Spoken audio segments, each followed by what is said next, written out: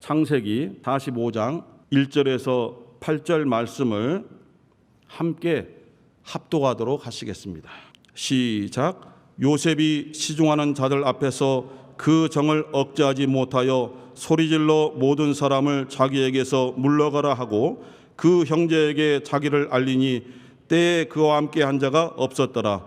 요셉이 방성대곡하니 애굽 사람에게 들리며 바로의 궁중에 들리더라. 요셉이 그 형들에게 이르되 나는 요셉이라. 내 아버지께서 아직 살아계시니까 형들이 그 앞에서 놀라서 능히 대답하지 못하는지라. 요셉이 형들에게 이르되 내게로 가까이 오소서. 그들이 가까이 가니 가로되 나는 당신들의 아우 요셉이니 당신들이 애굽에 판 자라. 당신들이 나를 이곳에 팔았으므로 근심하지 마소서. 한탄하지 마소서. 하나님이 생명을 구원하시려고 나를 당신들 앞서 보내셨나이다. 이 땅에 2년 동안 흉년이 들었으나 아직 5년은 기경도 못하고 추수도 못할지라. 하나님이 큰 구원으로 당신들의 생명을 보존하고 당신들의 후손을 세상에 두시려고 나를 당신들 앞서 보내셨나니 그런즉 나를 이리로 보낸 자는 당신들이 아니요 하나님이시라. 하나님이 나로 바로의 아비를 삼으시며 그 온 집의 주를 삼으시며 애굽 온 땅의 지리자를 삼으셨나이다. 아멘. 말씀의 제목은 하나님이 나를 보내셨다, 이런 제목입니다. 특별히 우리가 읽었던 구절 중에서 5절과 7절, 8절에 하나님께서 나를 보내셨다라는 요셉의 고백이 있습니다. 이 당시 상황은 여러분들이 잘 알고 있는 그러한 상황이죠. 그래서 요셉의 어린 시절 이야기를 조금 하고 이 말씀들이, 요셉의 고백이 도대체 나와는 어떠한 관계가 있는가, 우리 가정과는 이 말씀이 어떻게 맺어져야 되는가, 이 말씀이, 하나님께서 나를 보내셨다는 말씀이 우리 개혁 공동체 안에 어떻게 임해야 되는가를 말씀을 드리고자 합니다. 요셉의 아버지는 야곱이죠. 야곱에게는 2명의 부인과 2명의 첩이 있습니다. 레아, 라헬, 그리고 레아의 첩 실바, 레아의 시종 실바, 그리고 라헬의 시종 라헬. 죄송합니다. 이게 여기서 생각한 거하고 스피커가 잘 안 나가요. 라헬의 몸종인 비라, 이렇게 넷이 있는데, 야곱은 12아들을 낳았죠. 그리고 잘 알려지지 않았지만은 한 명의 딸이 있습니다. 디나라고. 후에 하몰의 그 가족과 연관된 사건이 일어나는데, 우리는 흔히 그 야곱이 처음 라헬을 만났을 때를 생각하기 때문에 라헬만을 사랑했다라고 생각하죠. 얼마나 깜깜했는지 레아인지 라헬인지 구분하지 못하고 하룻밤을 지내고 보니까 아침에 눈을 떠보니까 레아예요. 라헬이 아니고 레아예요. 그렇지만은 레아를 사랑하지 않았다라고 말하기는 좀 힘듭니다. 왜냐하면은 야곱은 레아를 통해서 6명의 아들을 낳았어요. 결혼하신 분들은 알죠? 사랑하지 않고서 8명을 낳을 수 있나요? 6명을 낳을 수 있나요? 그리고 딸 디나도 레아가 낳았습니다. 그래서 레아를 통해서 7명의 자녀가 나왔고, 비라를 통해서 2, 실바를 통해서 2, 라헬을 통해서 2 해서 12명의 아들과 1명의 딸을 낳았습니다. 그런데 이 상황이 이제 17세 때, 요셉이 라헬의 아들입니다. 야곱이 라헬을 사랑함으로 요셉을 극히 편애했다라고 생각하기 쉽습니다. 그럴 수도 있죠. 그러나 성경에서는 야곱이 요셉을 사랑한 이유는 창세기 37장 4절에 보니까 야곱이 노년에 낳았으므로, 참 힘들고 어려운 마지막 고비 때에 노년에 낳은 아들이므로 요셉을 다른 아들들보다 더 깊이 사랑하였더라라고 되어 있습니다. 라헬을 사랑했기 때문에 라헬에게서 나온 요셉을 사랑했다라는 것은 우리의 편견이죠. 물론 첫눈에 반한 것은 라헬이 맞습니다. 하지만 가정을 이루어가면서 레아를 또한 배려하고 사랑했기 때문에 6명의 아들과 딸을 낳았고, 또 그들의 몸종들인 실바와 비라를 첩으로 맞아들여서 또 둘씩 해서 귀한 아들들을 낳았습니다.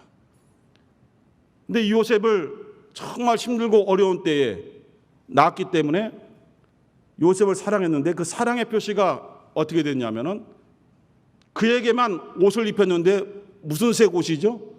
채색 옷. 무슨 색 옷이죠? 채색 옷입니다.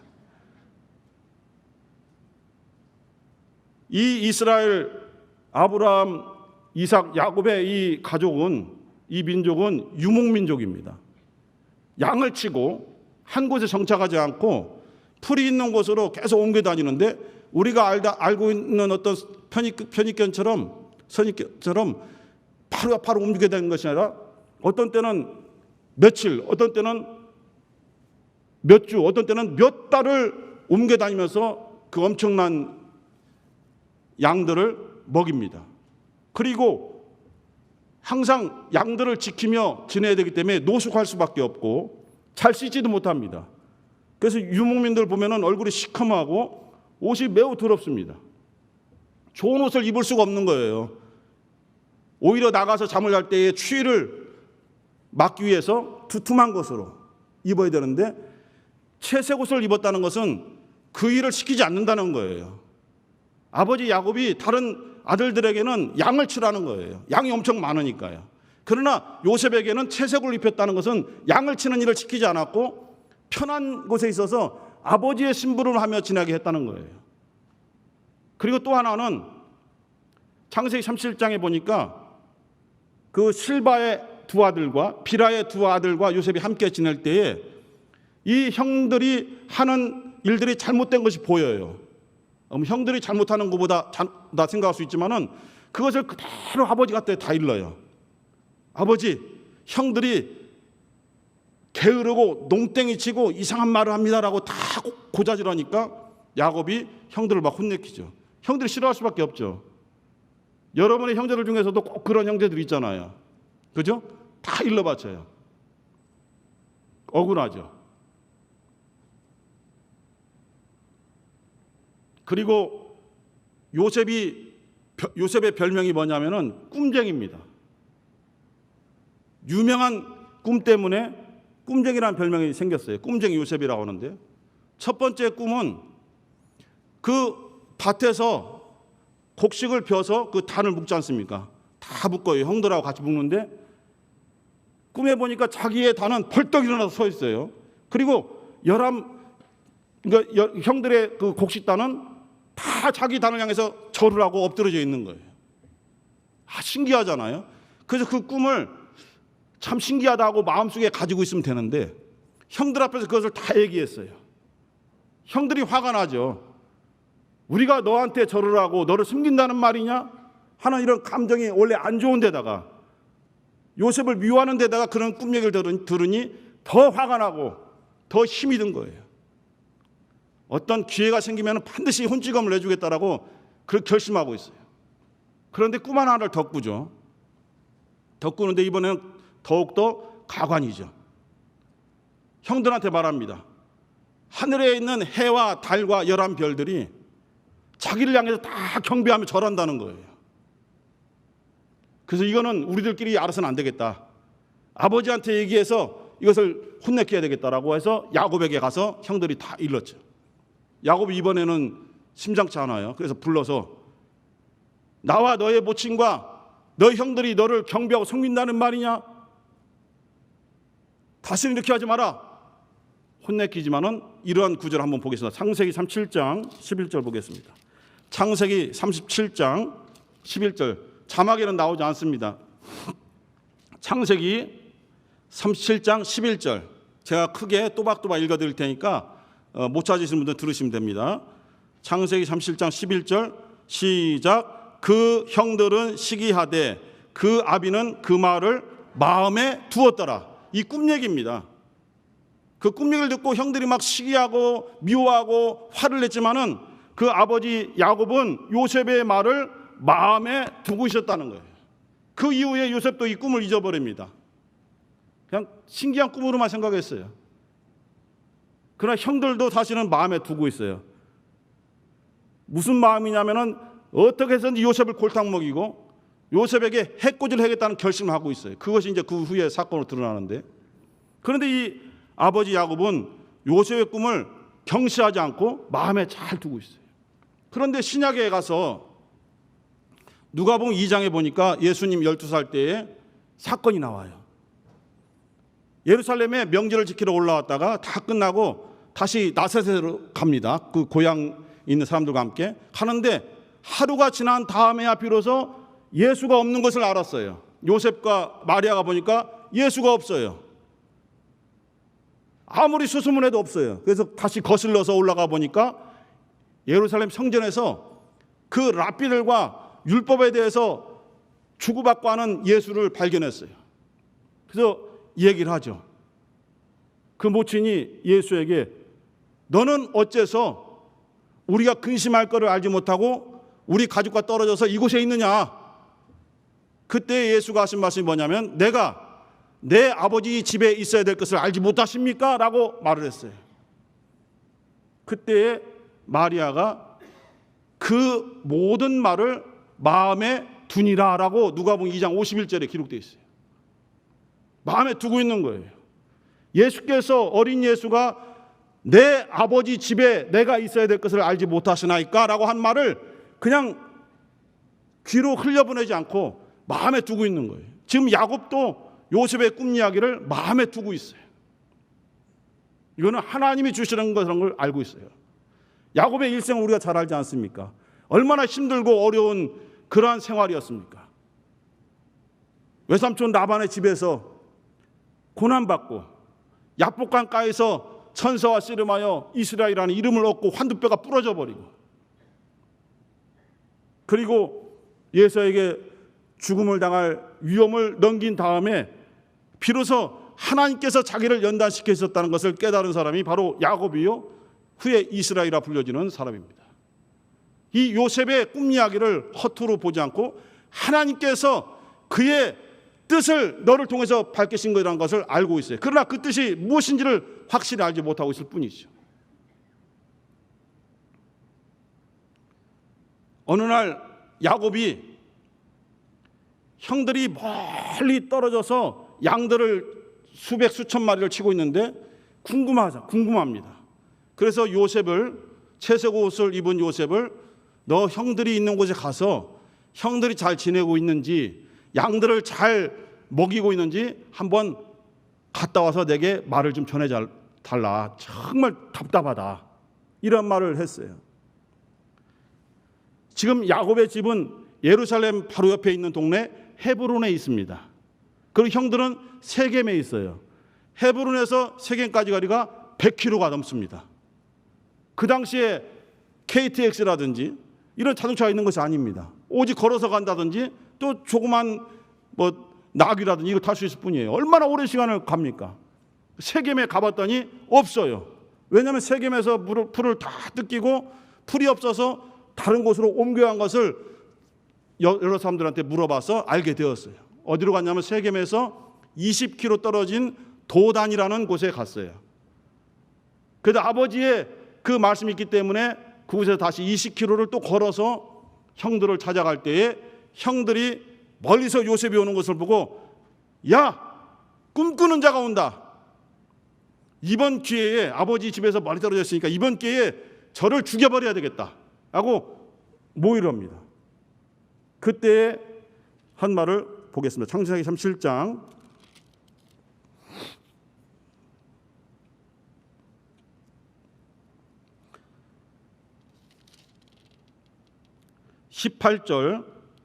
18절부터 20절까지, 창세기 37장 18절에서 20절까지 시작. 요셉이 그들에게 가까이 오기 전에 그들이 요셉을 멀리서 보고 죽이기를 꾀하여 서로 이르되 꿈꾸는 자가 오는도다. 자 그를 죽여 한 구덩이에 던지고 우리가 말하기를 악한 짐승이 그를 잡아먹었다 하자. 그 꿈이 어떻게 되는 것을 우리가 볼 것이니라 하는지라. 우리가 이를 죽여서 이 요셉이 어렸을 때 17세 때 얼마 전에 꾼 꿈이죠. 그 꿈이 이루어지는지 우리가 죽여버리면 그 꿈이 무산될 것이다. 얼마나 허무맹랑한 꿈인지를 그를 죽여서 증거하자. 아주 악한 모의를 하게 된 거예요. 근데 그때 장남인 르우벤이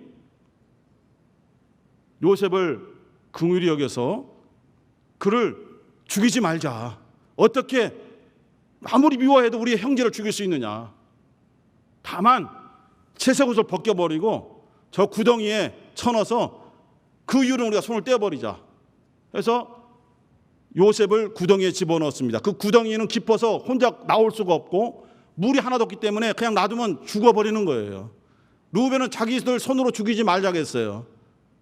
그러나 그것도 완전한 구원이 아니지 않습니까? 그리고 르우벤이 잠깐 자리를 비웠을 때에 넷째 유다가 말하기를 요셉을 상인들에게 팔아버리자.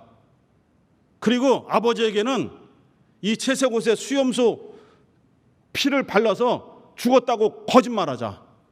유다의 말에 다 오케이 하고 마침 미디안 상인들이 지나갈 때에 요셉을 노예로 팔아버렸습니다. 그리고 채색옷에 수염소를 잡아서 피를 묻혀서 아버지 야곱에게 갖다 줘서 아버지 요셉이 우리에게 오다가 삼진성에게 잡혀서 피를 흘려서 죽었습니다. 이곳이 아버지가 주신 채색옷이 맞습니까?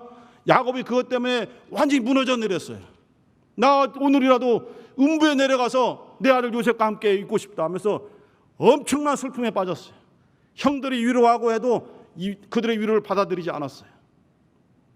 그리고 요셉은 우리가 알고 있는 것처럼 보디발 애굽 바로왕의 시위대장 집에 종으로 들어갔으나 성실하기 때문에 그 장군이 그 가정의 모든 일을 관리할 수 있는 직분을 주었어요. 다만 내 아내만은 건들지 말고 그 이외의 모든 일은 너 자유대로 너의 지혜대로 행하라 했으나 우리가 알고 있는 것처럼 보디발의 아내가 유혹하여 요셉을 감옥에 들어가게 만들어 버립니다. 그리고 그곳에 갇힌 두 관원장, 술 맡은 관원장과 또 포도주 맡은 관원장을 그 꿈을 통해서 다시 제일 밑구덩이에서 올라가서 가장 높은 곳에 오르는 애굽의 총리 대신이 됩니다. 바로 밑에 있는 총리 대신이 되었어요. 그리고 하나님이 역사하는 것처럼 7년간 흉년이 들어서 그 사방 일대가 전부 다 먹을 양식이 없어서 죽게 됐을 때에 하나님이 주신 지혜로 요셉은 애굽에 풍년이 들었을 때에 곡식을 미리 준비해 놓음으로 애굽에만 먹을 양식이 있는 거예요. 사방에서 그걸 사러 오지 않습니까? 그때에 야곱의 아들들도 아버지 야곱의 명령에 따라서 곡식을 사러 그곳에 갔다가 오늘 이와 같이 요셉을 만나는 그러한 사건을 경험하게 됩니다. 요셉이 형님들 접니다. 저 요셉이에요. 당신들이 나를 팔아넘겼던 그 요셉입니다라고 말했을 때에 얼마나 놀랐겠습니까? 얼마나 두려웠겠습니까? 그냥 살아있는 요셉이 아니라 애굽의 가장 강한 나라의 총리 대신이 되어 있는 요셉이 내가 당신이 팔아넘긴 동생 요셉이요 했을 때에 그 두려움이 얼마나 컸겠습니까? 그러나 요셉은 이 성경에 기록되어 있는 것을 봤을 때에 어려운 일 당할 때에 아무런 불평하지 않습니다. 형들을 원망하지 않습니다. 보디발의 아내에 대해서 억울함이 있지만 원망하지 않습니다. 어려운 곳에 처해졌을 때 그 상황 속에서 하나님을 의지합니다. 구덩이 안에서 하나님만 의지합니다. 다른 것을 의지할 수가 없어요. 자기의 지혜, 자기의 능력, 자기의 환경을 의지할 수가 없어요. 절대로 그 구덩이에서 벗어날 수 없으니까요. 하나님만 의지하는 거예요. 하나님께만 기도하는 거예요. 우리의 눈으로는 우연하게 미디안 상인들을 만나고 르우벤이나 유다의 마음이 약해져서 요셉이 살아나온 것처럼 생각할 수 있고 그렇게 우리는 볼 수가 있어요. 그러나 하나님의 손에서 벗어날 수 있는 사건은 없습니다. 우리들 중 어느 누구도, 어느 한 사람도 하나님의 눈에서 벗어날 수 있는 사람이 없습니다. 두려워하라는 뜻이 아닙니다. 하나님이 항상 우리와 함께 하시다는 것을 믿으라는 그런 말씀입니다. 우리가 사망의 음침한 골짜기를 다닐지라도 해를 두려워하지 아니할 것은 주께서 나와 함께 하심이라 라고 다윗이 고백했습니다. 우리의 고백입니다.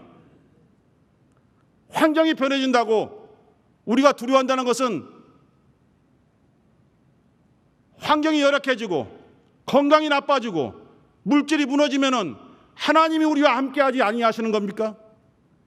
우리가 건강하고 부유하고 모든 환경이 잘 될 때는 그때는 하나님이 함께하시는 겁니까? 하나님은 항상 우리와 함께하고 계십니다. 앞으로도 함께 하시는 것입니다. 요셉은 그 어려움 속에서 그것을 체험하고 깨달은 거예요. 그러므로 자기의 입술을 통해서 욕을 하지 아니하고 원망하지 않고 하나님의 뜻만 의지하며 기다리는 거예요. 아무리 우겨싸움을 당하고 핍박을 당한다 할지라도 절대로 자기의 혈기로 자기의 육신의 환경으로 대항하지 아니하시는 거예요. 우리 지금 예수를 보십시오. 고난당할 때를 우리는 잘 알고 있습니다. 그가 자기에게 침을 뱉는다고 그 사람을 부릅뜨고 그 사람에게 욕을 합니까? 자기에게 채찍질한다고 반항합니까? 십자가에 달려서 자기를 조롱한다고 그 사람들을 비판하고 욕합니까? 예수는 하나님만을 의지했습니다. 하나님께서 항상 자기와 함께 하심을 고백했습니다. 죽은 나사로를 무덤에서 불러낼 때에 예수가 어떠한 기도를 했습니까? 아버지여, 항상 내 기도를 들으심을 감사하나이다. 그때만, 나사로를 살릴 때만 하나님이 예수를 통해서 이적을 보이기 위해서 기도를 들어주신 것이 아니라 항상 예수의 기도가 공개된 것도 있지만 공개되지 않은 기도들도 있습니다. 그러한 모든 기도에 하나님이 들어주셨다는 거예요. 그것을 알리기 위해서 나사로의 무덤가에서 예수는 큰 소리로 주인 사람이 들으라고 우리에게 그 하나님과의 관계를 좀 알아달라고 그것을 큰 소리로 기도한 거예요. 아버지여, 항상 내 기도를 들으심을 감사하나이다. 항상. 그래서 바울 사도가 이 말씀을 마음에 붙잡고 어떻게 우리에게 가르칩니까? 범사에 감사하라. 쉬지 말고 기도하라. 항상 기뻐하라. 같은 말 아닙니까? 범사, 항상, 쉬지 말고 다 같은 말입니다. 요셉은 아무도 자기에게 손길을 주지 않는 그 어둠의 구덩이 속에서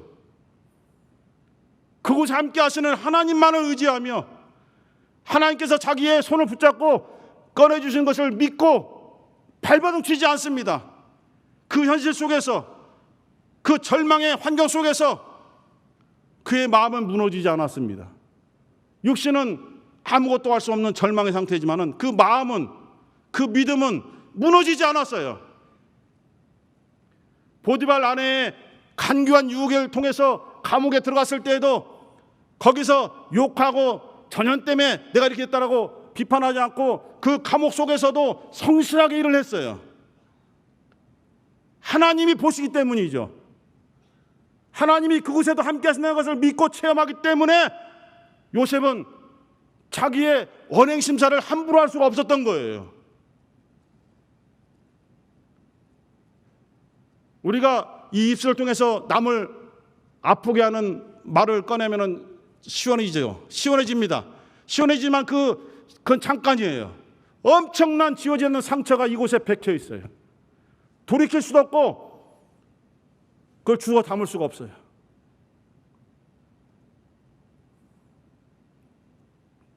오늘 이 요셉의 고백이 당신들이 나를 팔았기 때문에 내가 지금 이곳에 있는 것이 아닙니다. 하나님이 나를 보내신 것입니다. 나를 높이려고 나를 보내신 것이 아니고 당신들을 살리려고 나를 먼저 보내신 것입니다. 당신들의 자손들을 살리려고, 당신들을 통해서 큰 구원을 이루려고, 이스라엘 민족을 바로 이 애굽 땅에서 일으키시려고 나를 먼저 보내신 것이지, 당신들이 나를 팔아 넘긴 것으로 해서 한탄하지 마세요. 그것 때문에 여러분 형님들 힘들어하지 마세요. 다 하나님의 섭리입니다. 다 하나님이 나를 붙잡아 움직이신 것뿐이고 나는 그곳에 순종하여 움직였을 뿐입니다. 요셉은 노력하지 않았어요. 그 꿈을 이루기 위해서 뭘 발버둥치지 않았어요. 그런데 그 형들을 바라보는 순간 그 형들이 자기 앞에 요셉을 모르기 때문에 무릎 꿇고 총리 대신이여 우리에게 곡식을 조금이라도 좀 도와주세요라고 무릎 꿇고 절할 때에 그 꿈이 생각났다라고 창세기 42장 11절에 기록되어 있습니다. 7절 8절에.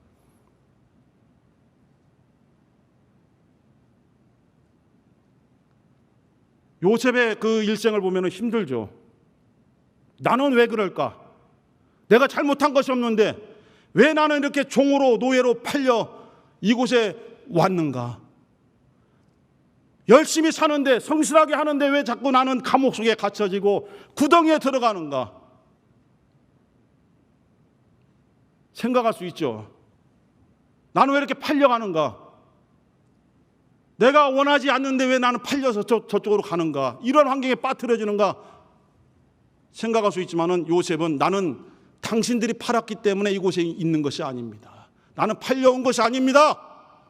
하나님이 나를 붙잡으셔서 나를 보내신 것입니다. 우리는 크고 작은 꿈들을 가지고 있습니다. 물론 잠을 자면서 꿈을 꿀 수도 있죠. 비전도 있습니다. 내가 세운 것도 있지만은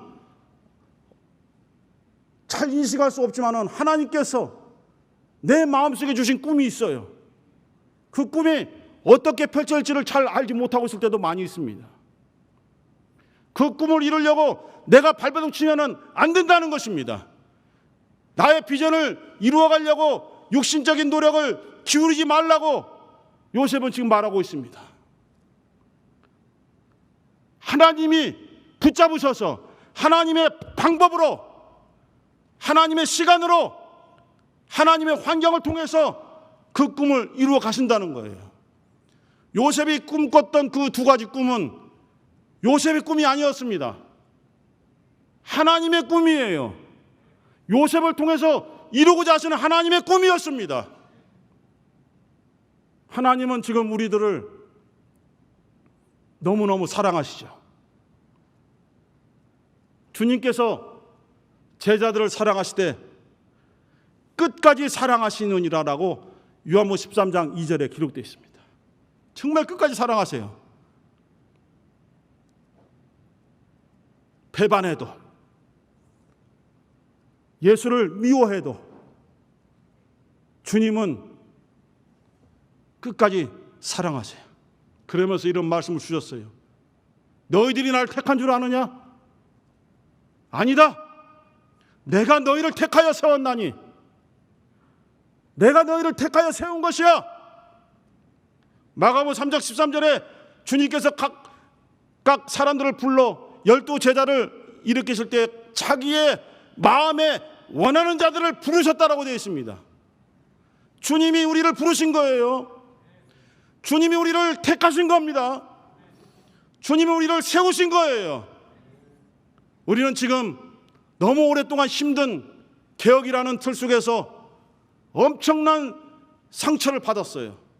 지금도 힘들고 어려운 상황 속에서 우리는 가고 있습니다. 우리가 개혁으로 팔려왔습니까? 우리가 개혁을 하려고 팔려온 자들입니까? 하나님이 우리를 보내신 겁니다. 하나님이 큰 뜻을 이루시려고 우리를 붙잡아 우리를 이곳에 보내신 것입니다. 그래서 요셉의 고백은 오늘 우리의 고백인 거예요. 나는 개역 속으로 어쩔 수 없이 팔려온 자가 아니라 하나님이 큰 구원을 이루시려고 나를 보내셨습니다. 하나님의 뜻이 어떻게 이루어질지, 언제 이루어질지 알 수는 없지만 하나님이 그 꿈을 이루실 것으로 확신하고 있습니다. 요셉의 꿈은 하나님의 꿈이요, 우리에게 심어주신 하나님의 꿈입니다. 그러므로 믿고 의지합니다. 하나님의 말씀은 절대로 편함이 없고 하나님은 절대로 실수하지 아니하시는 분이십니다. 우리 하나님은 우리가 처해 있는 환경을 우리보다도 더 잘 알고 계십니다. 얼마나 힘듭니까? 얼마나 심한 모욕을 당하고 육체의 힘을 우리는 상처를 받아서 너무 힘듭니다. 법적인 힘든 상황을 당하시는 분들이 얼마나 많이 있습니까? 하나님의 능력이 있으신데 왜 요셉을 구덩이에 빠지는 것을 막지 못하셨습니까? 막지 못하신 것이 아니라 하나님이 그렇게 하신 거예요. 그곳에서 하나님을 더 의지하라고, 완전한 구덩이 속에서 다른 것을 의지할 수 없고 형들을 의지할 수 없고 자기 자신을 의지할 수 없을 때에 하나님만 의지하도록 그러한 시간을 주신 거예요. 요나가 물고기 뱃속에서 그 뱃속에 빠져나오려고 몸부림을 쳤습니까? 하나님만 의지했습니다. 하나님께 기도했습니다. 하나님의 그 크신 뜻을 고백했습니다. 그때 하나님께서 물고기를 열으시고 요나를 건져내셨고 요나를 통해서 니느웨 성이 구원받는 큰 역사를 이루셨습니다. 예수님은 갈릴리 촌구석에 있는 어부들을 부르셨어요. 지금은 너무나도 위대한 사도들이지 않습니까? 베드로, 안드레, 요한, 야고보, 나다나엘, 그 위에 가룟 유다를 제외한 그 제자들이 얼마나 큰 주님의 일꾼들입니까? 그러나 주님의 부르심을 받기 이전에 그들은 어떠한 자들이었습니까? 가난한 자들입니다. 아무에게도 관심 받지 못하는 어부들이고 또 사회에서 힘든 상황에 있는 자들이었습니다. 주님이 부르셨습니다. 없는 자들을 부르셔서 스스로 나는 있는 자라고 자랑하는 자들을 부끄럽게 만드셨습니다. 세상에서 천한자라고 생각하는 자들을 부르셔서 스스로 귀하다고 여기는 자들을 부끄럽게 만드셨습니다. 하나님은 우리를 사랑하시기 때문에 사실은 다듬어 주고 계시는 겁니다. 힘들죠. 다듬어지기까지 얼마나 고통스럽고 우리가 깨어져 나가야 되고 모난 부분이 깎아져야 되니까 얼마나 힘들고 그 과정이 괴롭습니까? 그러나 그러한 과정을 통해서 우리 주님께서 우리의 심령을 주님의 일꾼으로 그대로 빚으십니다. 주님의 마음을 집어넣습니다. 너희들은 이 마음을 본받으라. 곧 그리스도 예수의 마음이니 주님의 마음을 우리 가운데 주십니다. 주님께서 이렇게 말씀하셨어요. 내게 와서 좀 배우라. 나는 마음이 온유하고 겸손하니 내게 와서 배우라. 내 마음을 가져야 너희들은 나와 동역할 수 있다. 그러므로 우리가 깎아지는 거예요. 그러므로 우리가 고난 속에 있는 거예요. 주님의 일꾼이 되기 위해서, 주님의 마음과 딱 합하기 위해서 다듬어지는 것이죠. 우리는 먼 곳을 볼 수 없는 약점이 있습니다. 우리는 내일 일을 알지 못하는 한계를 가지고 있습니다. 우리의 지혜는 한계를 가지고 있어요. 그러나 하나님은, 우리를 붙잡으신 하나님은 지혜를 창조하신 분이십니다. 능력을 창조하신 분이십니다. 모든 길을 인도하시는 분이십니다. 아무리 사람들이 마음에 여러 가지 계획을 세우고 경영을 꿈꾼다 할지라도 결국 그 사람의 걸음을 인도하시는 분은 하나님이십니다. 할렐루야. 하나님이 우리를 인도해 주시는 것입니다.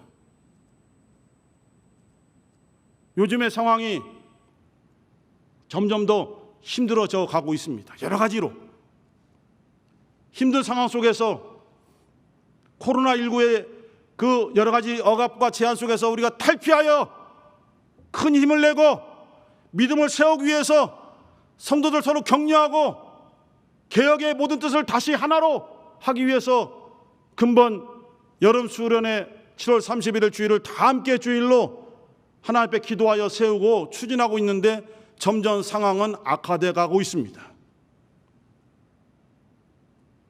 요셉의 상황은 처음부터 끝까지 점점 더 악화되어져 갔습니다.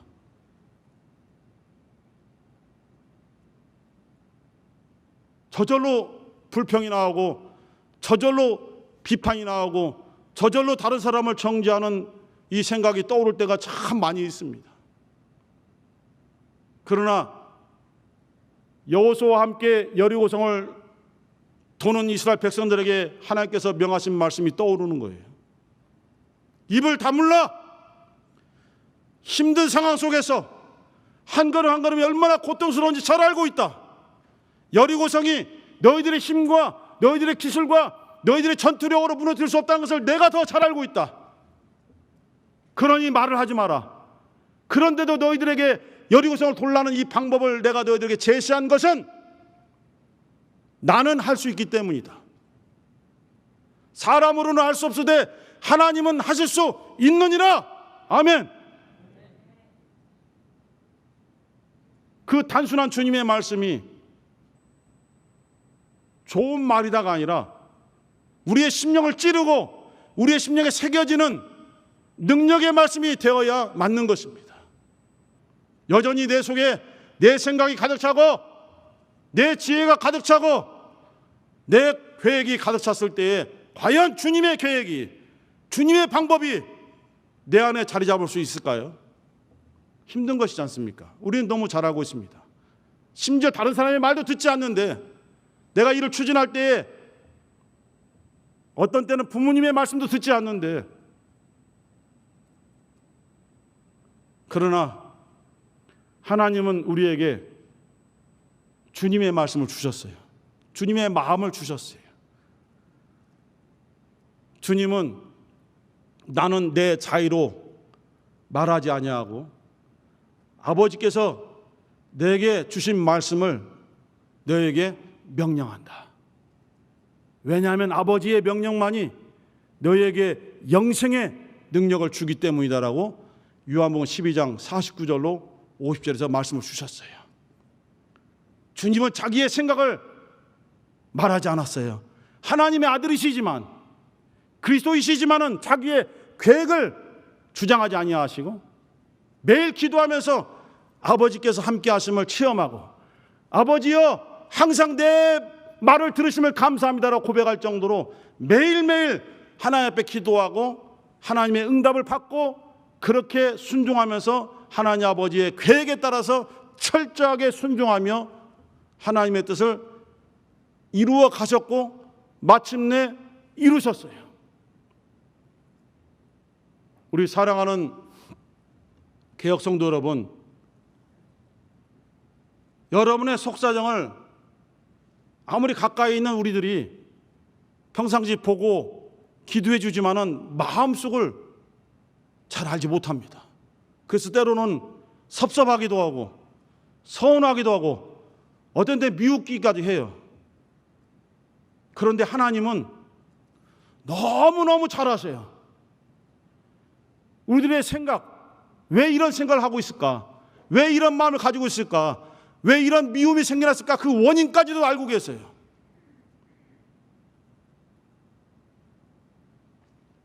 우리나라에 3명의 절대 능력자들이 있잖아요.